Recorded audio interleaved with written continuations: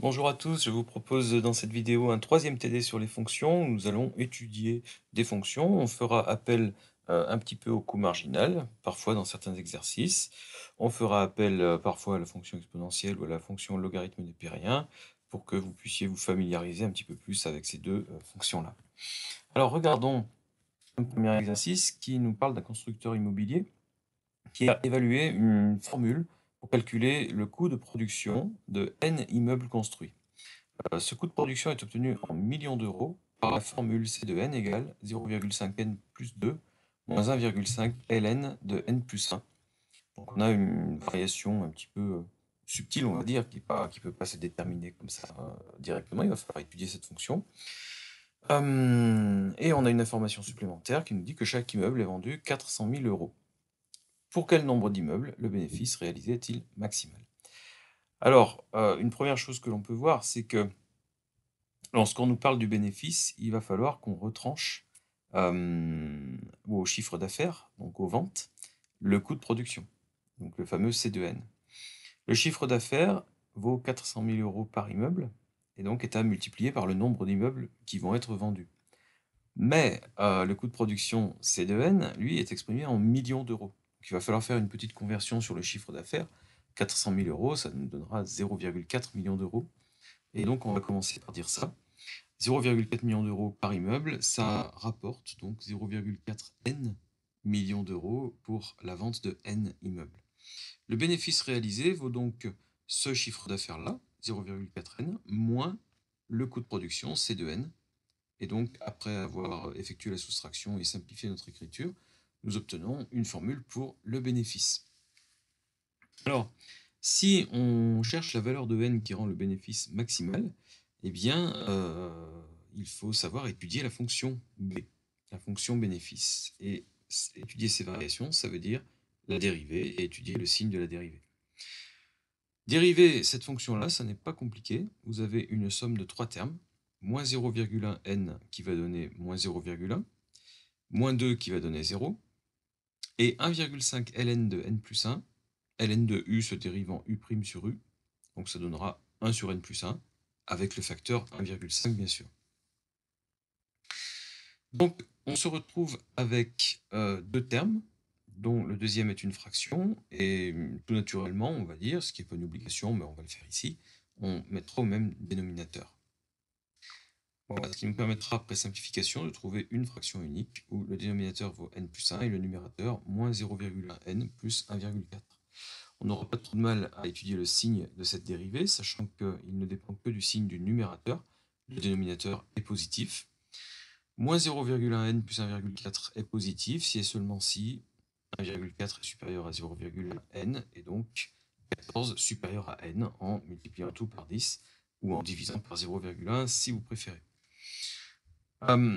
Évidemment, j'aurais pu écrire supérieur ou égal à la place de supérieur, et en tout cas, ce dont on peut s'apercevoir, c'est que la dérivée va s'annuler si n égale 14. Donc on a une équivalence, si vous voulez, pour n strictement inférieur à 14, la fonction b est strictement croissante. Pour n strictement supérieur à 14, la fonction b est strictement décroissante, et donc la fonction est maximale en n égale 14. Voilà, notez bien que pour étudier les variations de la fonction, je n'ai pas recherché d'office b' de n égale 0. Rechercher l'annulation de la dérivée, c'est contre-productif pour un sens de variation de fonction. Il faut chercher le signe de la dérivée. Donc il faut poser la question de sa positivité ou de sa négativité. J'aurais très bien pu écrire inférieur à 0, ici à la place de supérieur à 0. Voilà, donc le résultat, c'est ce que je viens de dire. Je vous montre un peu l'allure de la courbe de cette fonction b que l'on pourrait donc donner sur l'intervalle 0,30 avec une valeur qui est d'ailleurs très négative si n est compris entre 0 et 4 environ, et effectivement un maximum atteint pour n égale 14. On peut calculer évidemment la valeur du bénéfice en remplaçant n par 14 dans b de n. On trouve, grâce à la calculette, évidemment, un résultat de 0,662075. On est en millions d'euros, donc ça représente 662 000 euros environ. Exercice 73, on a effectué une série d'analyses statistiques à deux variables, x et y, qui ont montré que le lien entre les valeurs y et les valeurs x pouvait être modélisé par l'expression y égale 3,75 ln de x carré plus 1 quart.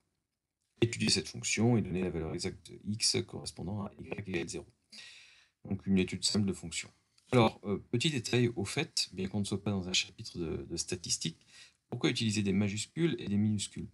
En statistique, quand on parle de variables, on les note en majuscules. Une variable en mathématiques, c'est une liste de valeurs, dénombrables ou pas, hein. Donc si c'est une variable réelle, par exemple, c'est non dénombrable. Si c'est 0, 1, 2, 3, 4, 5 jusqu'à 10, c'est dénombrable. Et même si c'est grand N tout entier. Voilà, donc une variable en statistique se note en majuscule. Si par contre on veut parler de certaines valeurs de nos variables, on notera ces valeurs en minuscules. Donc ces valeurs sont des éléments des variables. Voilà, donc on revient sur des écritures classiques en minuscules. On doit dériver cette expression de x. Voilà, donc au lieu de l'avoir appelée f de x, on la note y, et on aura le droit d'ailleurs d'écrire y' pour parler de la dérivée ici. Y' vaut, alors on a un facteur 3,75 qui se retrouvera dans la dérivée, et un ln de u qui va se dériver en u' sur u, d'où 2x sur x carré plus 1 quart. Voilà, donc notre dérivée est une fraction. Donc, comme dans l'exercice précédent, c'est plutôt simple à étudier, ça l'est encore plus ici. Le dénominateur est strictement positif, x carré plus 1 quart. Le numérateur a le même signe que x. Donc, on a une fonction qui est strictement décroissante sur moins l'infini 0, crochet ouvert, ou décroissante sur moins l'infini 0, crochet fermé, et croissante sur 0 plus l'infini. On avait une deuxième question. Donner la valeur exacte de x correspondant à y égale 0. Alors, y égale 0 signifie, avec l'expression 3,75 ln de x carré plus 1 quart égale 0, ce qui signifie donc ln de x carré plus 1 quart égale 0. Le ln d'un nombre vaut 0 si et seulement si ce nombre est égal à 1. Il n'y a que ln de 1 qui vaut 0. Voilà, donc c'est un des résultats évidemment fondamentaux à retenir sur le logarithme népérien. Ln de 1 égale 0. D'ailleurs, n'importe quel log de 1 est égal à 0. Alors, x carré plus 1 quart égale 1. Je finis de résoudre l'équation, x au carré égale 3 quarts, et je passe à la racine carrée, mais attention, lorsqu'on passe de x au carré à x, il faut envisager le cas où x peut être négatif. Donc il y a deux solutions possibles, x égale plus ou moins racine de 3 sur 2. Exercice 74. Un produit polluant est présent dans un sol et sa quantité détectée se note Q de T en grammes. Donc à l'instant T, la quantité de ce produit polluant présent dans le sol vaut Q de T. La vitesse d'élimination de ce produit est proportionnelle à Q de T, donc à la quantité de restante. Autrement dit, moins il en reste et moins il s'élimine vite. Voilà, c'est une élimination de ce produit polluant de plus en plus lente, mais au moins c'est une élimination. C'est-à-dire que QT, enfin Q est censé être une fonction strictement décroissante. En tout cas, il y a un rythme très particulier qui fait que la vitesse de variation de notre fonction est proportionnelle à la valeur de cette même fonction. Et ça, c'est une caractéristique des exponentielles. Q' de t égale moins 0,3 Q de t. Alors, non seulement c'est une caractéristique des exponentielles, mais en plus, c'est très fréquemment rencontré dans le monde physique ou chimique. En radioactivité, par exemple, on le rencontre, et donc notamment dans des phénomènes de réaction chimique, hein, ou des vitesses d'élimination de produits, et ainsi de suite. Des multiplications de bactéries, plein de choses. Sachant que Q de t est de la forme KE puissance AT, donc on nous donne quand même cette forme d'exponentielle, où d'ailleurs K et petit a sont encore indéfinis, et qu'à t égale 0, on a mesuré une quantité de 150 grammes de ce produit, trouver les coefficients K et A. Donc on va utiliser les indices que l'on a. D'ailleurs, on peut commencer par ce dernier indice, on verra. Et puis on a un deuxième indice qui est que Q' est égal à moins 0,3 Q. Alors, utilisons Q de 0, le dernier indice. La quantité pour t égale 0 vaut 150. Or, Q de t vaut KE puissance AT. Donc Q de 0 vaut KE puissance A fois 0, c'est-à-dire KE puissance 0, c'est-à-dire K. E puissance 0, c'est quelque chose qui vaut 1. Donc K égale 150. Ensuite, deuxième information, Q' de t égale moins 0,3 Q de t. Donc imaginons que je ne connaisse pas, k, peu importe en fait. Quelle est la dérivée de k e puissance at? Eh bien, e puissance u donnera u' e puissance u, donc k e puissance at va donner k fois a fois e puissance at. Donc, reporté dans l'équation, on nous dit k fois a fois e puissance at égale moins 0,3 k e puissance at. Et donc, par comparaison, par identification, petit a égale moins 0,3. Voilà, donc j'ai écrit ici avec la valeur 150 pour k, mais ça ne change rien puisque ce facteur se retrouve dans les deux membres, de gauche et de droite, et donc va pouvoir se simplifier. Voilà, donc on a l'expression définitive de notre fonction qui correspond aux caractéristiques de l'énoncé. Q de t est égal à 150 e puissance moins 0,3t, et à n'importe quel instant, on saura calculer la quantité encore présente de produit dans ce sol. Exercice 75, là on va parler de coût marginal. Notre entreprise fabrique un produit chimique, les coûts sont exprimés en milliers d'euros et les quantités en tonnes. Le coût total de production de x tonnes est donné par la fonction f définie par f de x égale 30 facteur de 1,2 moins e puissance moins 0,05x. Là encore une expression assez classique, assez couramment rencontrée. Pour x dans l'intervalle 0,40. Donc entre 0 et 40 tonnes produites, le coût de production s'obtient en milliers d'euros par cette formule, en incluant donc x en tonnes dans la formule. Très bien. Première question, coût marginal. Donc on rappelle par définition que le coût marginal de x tonnes produites est égal à f de x plus 1 moins f de x. Donc c'est la différence entre le coût de production de x plus une tonne et le coût de production de x tonnes. Autrement dit, c'est le coût de production de la tonne supplémentaire lorsqu'on en a déjà produit x. Montrer que Cm de x est égal à l'expression qu'on nous donne. De toute façon, Cm de x est égal à cette définition-là. La fonction f, on la connaît, donc on va écrire nos calculs. F de x plus 1 moins f de x, ça revient à donc cette expression-là moins celle-ci. Et on s'aperçoit qu'il y a beaucoup de similitudes, donc on va pouvoir faire des regroupements.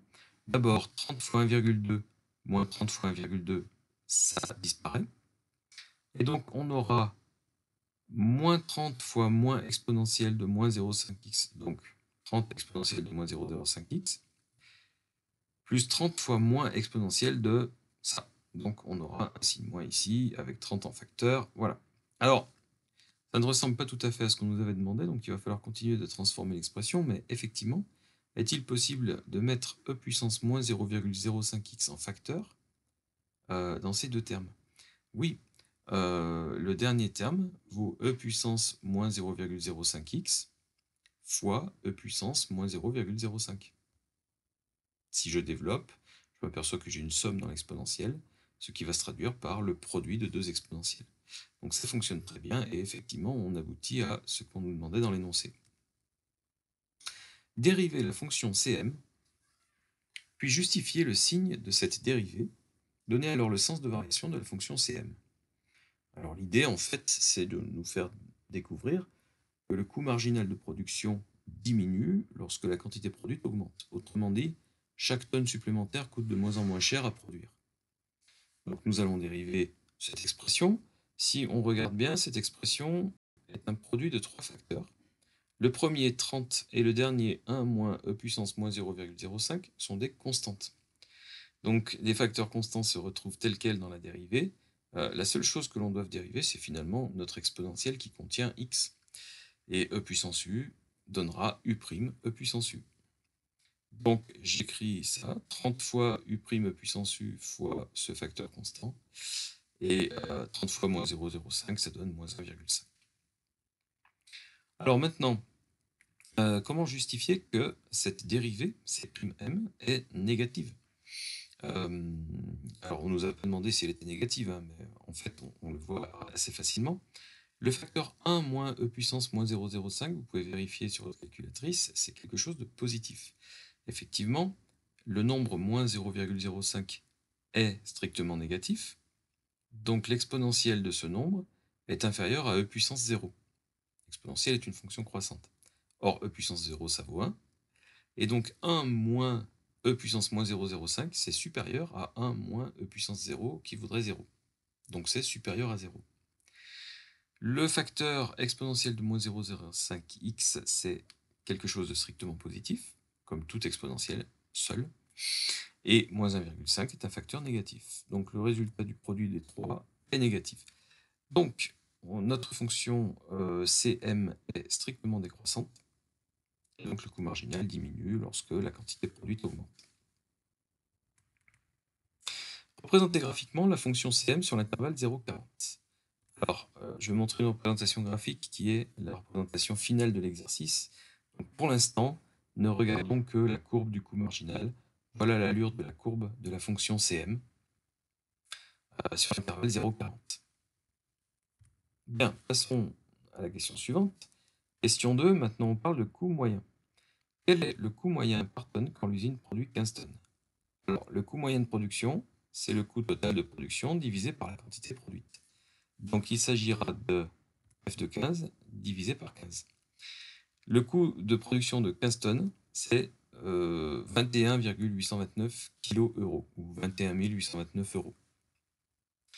Divisé par 15, ça nous donne un coût moyen de production de 1,455 milliers d'euros par tonne. Bon, très bien. On considère la fonction g définie par g de x égale f de x sur x. Autrement dit, la fonction g représente le coût moyen de production. Tracer sa courbe sur l'intervalle 10-40 sur le graphique précédent en utilisant l'échelle donnée en 1C.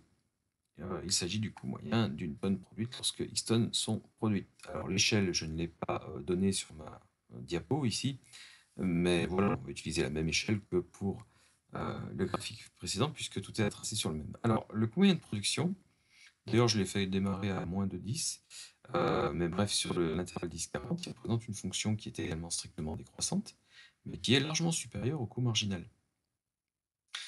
Voilà, et on a vu dans un TD précédent hein, que tant que le coût marginal est inférieur au coût moyen, le coût moyen est décroissant. Voilà. Et donc c'est un petit peu ce qui va se produire ici aussi. Alors, répondez graphiquement. Donc marque sur le graphique plus réponse écrite. Pour pouvoir aligner nos prix de vente sur ceux de nos concurrents, nous devons limiter le coût moyen de production d'une tonne produite à 1200 euros. Donc, il ne faut pas dépasser 1200 euros de coût de production moyen. Ce qui n'est pas le cas, par exemple, pour 15 tonnes produites, on est à 1455 euros par tonne. Donc on a un coût moyen de production qui est trop fort. Il faut que ce coût moyen baisse, donc il faut augmenter la quantité produite. Quelle quantité faut-il produire pour que cet impératif soit respecté? Donc on nous demande juste de faire ça par lecture graphique. On ne va pas avoir trop de soucis pour résoudre ce problème. Si vous voulez plafonner le coût moyen à 1200 euros, eh bien, il suffit d'aller sur la courbe du coût moyen pour regarder à quelle quantité ça correspond. Et une lecture graphique relativement précise nous donnera environ 21,4 tonnes à produire. Donc il faut produire au moins cette quantité pour qu'on soit dans cette partie de la courbe et que le coût moyen soit en dessous de 1200 euros. Dernière question, si on produit la quantité que vous venez d'indiquer, donc 21,4 tonnes, quel serait le coût de production d'une tonne supplémentaire?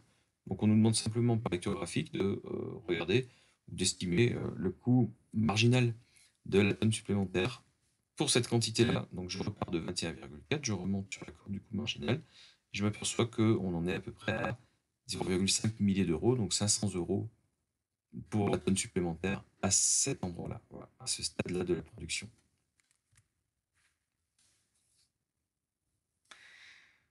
Voilà, changeons d'exercice. Je prends une fonction d'expression très simple, une forme ln de u avec u très simple, ln de 5-2x, donner le domaine de définition de la fonction f. Alors, un logarithme est défini pour une variable positive, strictement, donc il faut que 5-2x soit strictement supérieur à 0, pour que ln de 5-2x soit défini.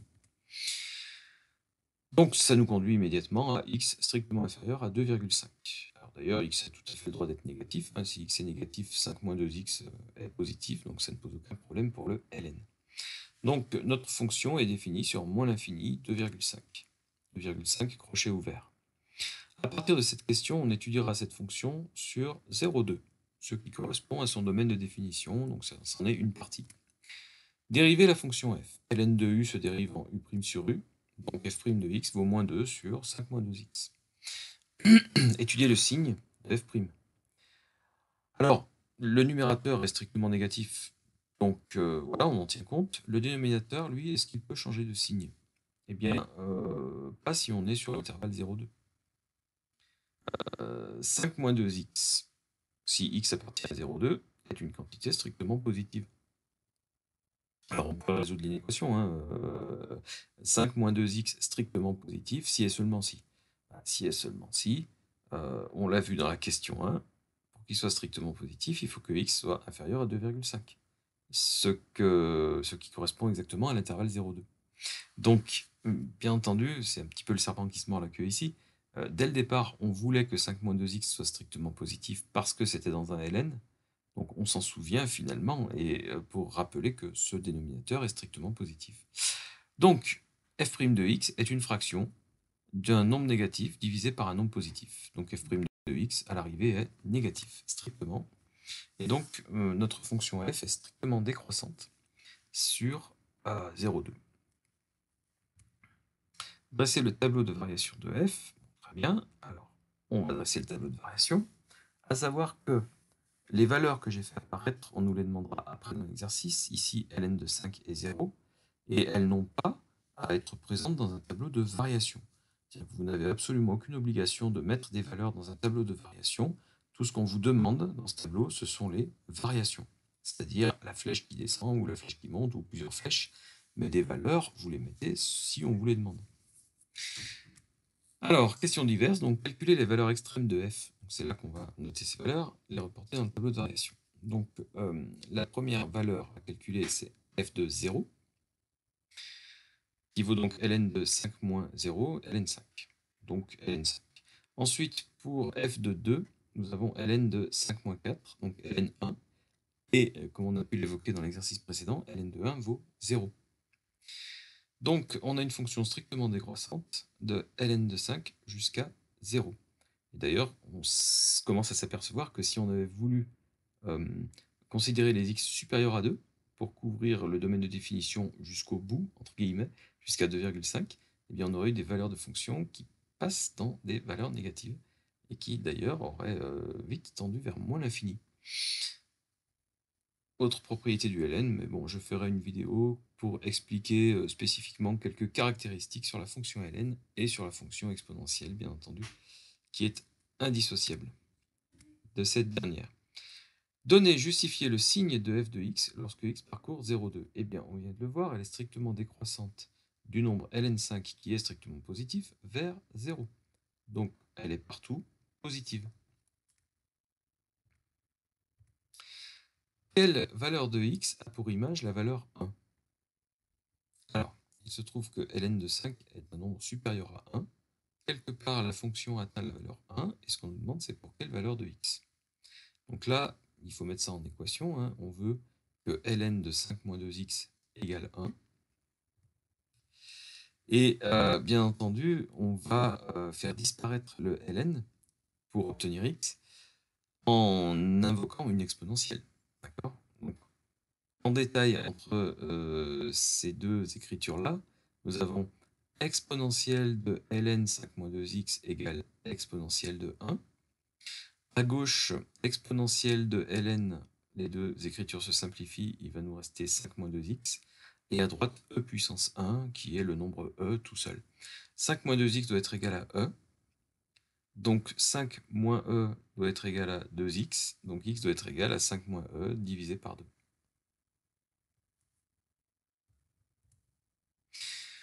Dernier exercice de cette vidéo, une usine produit du cacao en poudre en quantité journalière variable, quantité que nous noterons x, positive exprimée en kilogrammes. Donc on exprime les kilogrammes de cacao. Très bien, l'expression f de x, 150 ln de 0,05x plus 1 moins 0,1x plus 300 donne en euros le coût total de production lorsqu'on produit x kilogrammes de cacao. Alors on est encore sur des exercices similaires par rapport à ce qu'on a pu voir avant. Dériver la fonction f. Alors, encore une fois, j'ai un premier terme qui est 150 ln u, sa dérivée sera 150 fois u' sur u. Moins 0,1x se dérive en moins 0,1 et plus 300 se dérive en plus 0. Voilà, donc 150 fois 0,05, je regroupe, ça nous donne 7,5 et je vais tout mettre au même dénominateur, donc 0,1 facteur de 0,05x plus 1 sur 0,05x plus 1, et après avoir développé et réduit, j'obtiens 7,4 moins 0,005x. Ce double zéro derrière la virgule proviendra de 0,1 fois 0,05. Alors là encore, il ne va pas être très compliqué de déterminer le signe de la dérivée. Montrez que le fait de poser cette dérivée positive équivaut à la condition 7,4 moins 0,005x supérieur à 0. Alors, je l'ai rédigé de cette façon dans la mesure où, lorsqu'on dérive notre fonction, on pourrait s'arrêter là. Et donc ne pas forcément se rendre compte qu'on pourrait regrouper ça sur le même dénominateur et obtenir quelque chose de simple à résoudre. Donc je demande d'abord de montrer qu'on arrive là, mais c'est ce que j'ai fait dans la question précédente. Et puis bien sûr résoudre cette inéquation et conclure sur le signe de f' pour x appartient à 0, 1000. Alors, x étant positif, donc le dénominateur au fait de la dérivée est positif. Cette dérivée est du signe du numérateur. Effectivement, si on veut que le numérateur soit positif, eh bien, résolvons l'inéquation. Ça reviendra à l'arrivée à x inférieur à 1480. Donc, tant que x est inférieur à 1480, le numérateur est positif, et donc f' de x est positive également. Donc, sur 0,1000, la dérivée est positive, strictement, et la fonction est strictement croissante.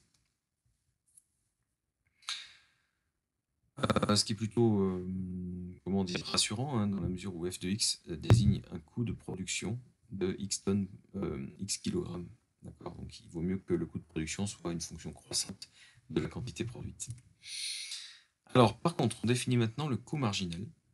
Donc on définit le coût marginal Cm de x par la différence entre le coût de production de x plus 1 kg et le coût de production de x kg, soit f de x plus 1 moins f de x. Donc le coût de production du kilogramme supplémentaire de cacao lorsqu'on a déjà produit X kilogrammes. Coût de production qui est variable.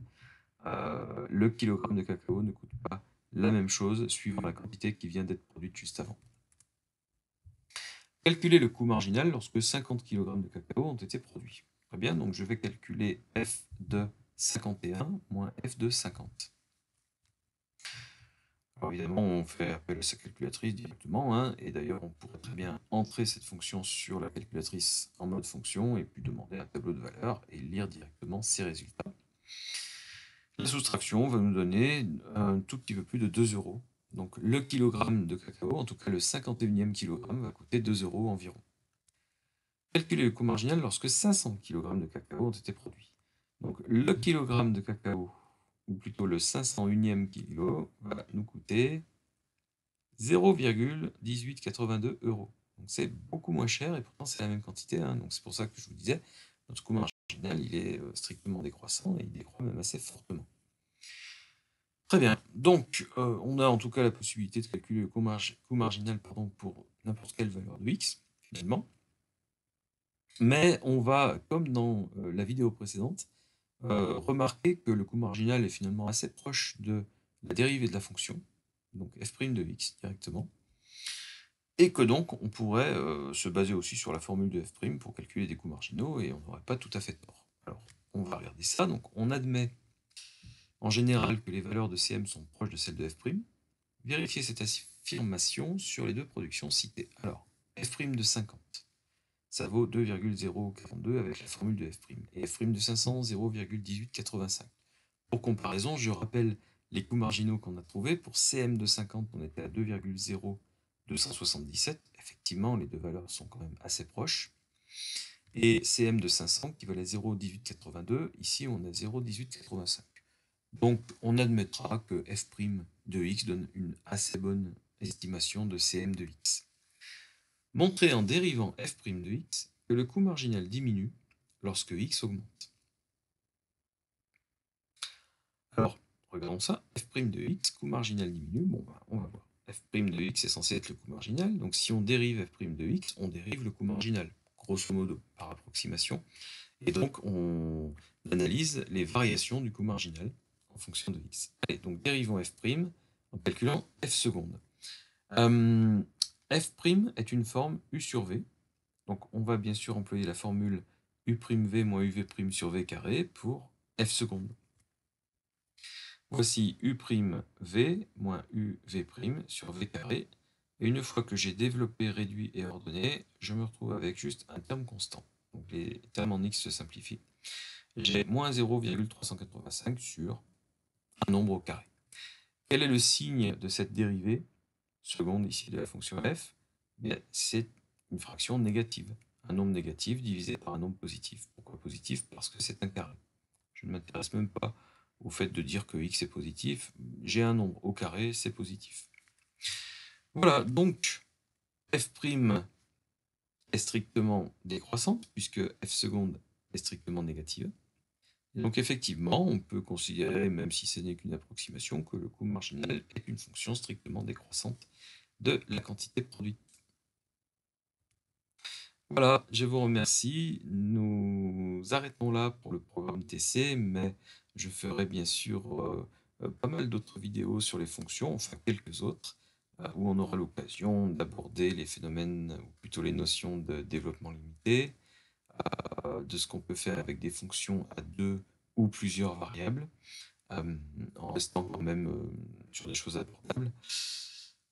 Et voilà donc pour nos fonctions. Donc pour la suite du programme TC, nous aborderons des statistiques descriptives à une variable en faisant des rappels de ce qui a été vu au lycée, des rappels, quelques petits compléments.